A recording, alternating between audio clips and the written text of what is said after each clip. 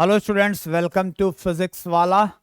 और इस gate PYQ series में ये जो क्वेश्चन मैंने अभी लिया है इस वीडियो में, वो गेट 2019 में पूछा गया था 2 मार्क्स का। बहुत ही प्यारा, बहुत ही इजी। और एक्चुअली ये 1 मार्क्स टाइप का क्वेश्चन है, पर 2 मार्क्स मिल रहे हैं 1 मार्क्स चाहिए में, तो क्या है, अच्छी बात है, राइट। तो बहुत ही अच्छा क्वेश्चन है। बहुत ज़्यादा कॉन्सेप्ट्स नहीं यूज हुए हैं।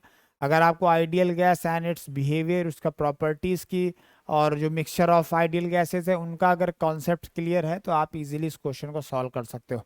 So let's solve this problem. If 1 mole of H2, ध्यान से समझिए क्या क्या गिवन है। पहले तो गिवन लिख देता हूं मैं, क्योंकि तुमको गिवन लिखने का बड़ा आदत है, ठीक है। क्योंकि काफी बच्चे क्या करते हैं, मैं भी करता था यूनिवर्सिटी एग्जाम में, हम लोग क्या करते थे, हमें क्वेश्चन समझ में नहीं आता था कैसे सॉल्व करना है। फिर क्या करते थे कि सारे गिवन लिख लेते थे, एन दिया, पी दिया, वी दिया, टी दिया, ये दिया, वो दिया। सारा देखने के बाद हम देखते थे यार कौन सा ऐसा फॉर्मूला है जो इनमें फिट बैठ रहा है। जो फॉर्मूला फिट बैठ रहा होता तो वही लगा देते थे, ठीक है। पर यहाँ ऐसा नहीं, यहाँ समझना पड़ेगा कि भैया क्या कॉन्सेप्ट, क्योंकि यहाँ पे निगेटिव मार्किंग भी है। तो 1 मोल ऑफ H2 गैस है, तो एन वैल्यू जो गिवन है that is 1 kilo mole, 1 mole है, ओके। 1 मोल दिया है, very good. Occupy rigid container with the capacity of 1000 litre. So we का वॉल्यूम का वैल्यू गिवन है 1000 लीटर। 1000 लीटर्स दिया। 1000 लीटर को अगर मीटर क्यूब में बदलोगे तो 10⁻³ से मल्टीप्लाई करना पड़ेगा, तो बेसिकली 1 मीटर क्यूब ही आ जाएगा। Very good, perfect. Temperature raised from, अब मैं ऐसा करता हूं कि मैं ऐसे लिखता हूं, T1 जो है, T1 जो है, एक काम करता हूं, केल्विन में ही लिख देता हूं, ताकि आपको ये नहीं लगे सर आइडियल गैस इक्वेशन में आपने डिग्री सेंटीग्रेड में कैसे लिख दिया, ठीक है। तो T1 का वैल्यू क्या हो जाएगा, 273 + 27 मतलब 300 केल्विन हो जाएगा।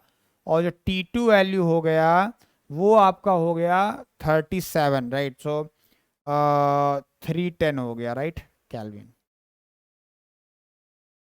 द चेंज ऑफ प्रेशर आपको निकालना क्या है, P2 - P1 निकालना है। P2 - P1 निकालना है कि ये क्या वैल्यू होगी। किस यूनिट में निकालना है, पास्कल में निकालना है, ठीक है। और आर बार का वैल्यू गिवन है, राइट। आर बार का वैल्यू आपको गिवन है, राइट। मैं लिख देता हूं, आर बार का वैल्यू है। और आर बार का वैल्यू भी जूल में गिवन है, तो डायरेक्टली पास्कल में ही दे देगा, कोई दिक्कत नहीं है। तो 8.314 जूल पर मोल कैल्विन।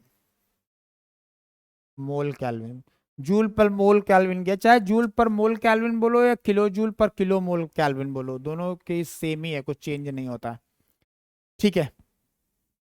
चलिए, तो ये सारा कुछ आपको दिया हुआ है। अब आपको निकालना है P1 - P2 तो एक काम करो, सबसे पहले आप फर्स्ट गैस में, राइट, फर्स्ट गैस में, फर्स्ट कंडीशन में, गैस तो एक ही है, राइट। सो फर्स्ट कंडीशन में आइडियल गैस इक्वेशन लगाओ, PV is equal to NR bar T वाले, राइट। सो P1 पीवी, ये हो गया P1 V is equal to N R bar T1, N R bar T1, right. ये हो गया हमारा पहली कंडीशन में। दूसरी कंडीशन में लगा तो क्या हो जाएगा, P2V। वॉल्यूम चेंज नहीं होगा। वॉल्यूम चेंज क्यों नहीं होगा, क्योंकि यहाँ पे एक वर्ड लिखा हुआ है, क्या, रिजिड कंटेनर। रिजिड कंटेनर का मतलब क्या, वॉल्स रिजिड है, तो वॉल्यूम चेंज नहीं होगा। So P2V is equal to N R bar T2। अब दोनों को माइनस कर लो। अब इक्वेशन नंबर 1 है, मान लो ये इक्वेशन नंबर 2 है, तो आप क्या करो, यहाँ पे आप करो equation number 2 minus equation number 1 कर दो। Equation number 2 minus equation number 1 कर दो। तो यहाँ पे क्या हो जाएगा, लेफ्ट हैंड साइड में आ जाएगा P2 - P1, V तो कॉमन हो जाएगा, is equal to N R bar common हो जाएगा, और यहाँ आ जाएगा T2 - T1। वैल्यूज पुट कर दो बेटा। तो P2 - P1 तो हमें निकालना है, ठीक है। वॉल्यूम का वैल्यू 1 ही है, कोई प्रॉब्लम है, एन का वैल्यू 1 ही है, आर का वैल्यू 8.314 है। तो ये क्या है, जूल पर मोल में है, ये भी मैंने मोल पे रखा है, तो ये वैल्यू डायरेक्ट पास्कल में आएगी। और T2 का वैल्यू है 310 - 300, मतलब 10 आ जाएगा। तो अब सॉल्व कर लो, कितना आ रहा है 83.14 आ जाएगा, क्योंकि यहाँ 10 आ जाएगा, यहाँ 83 आ जाएगा।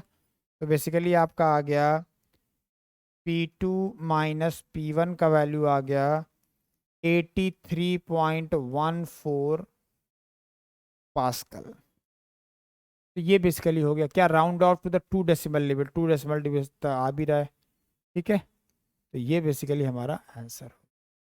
किसी को कोई प्रॉब्लम, यहाँ पे लिख देंगे 83.14।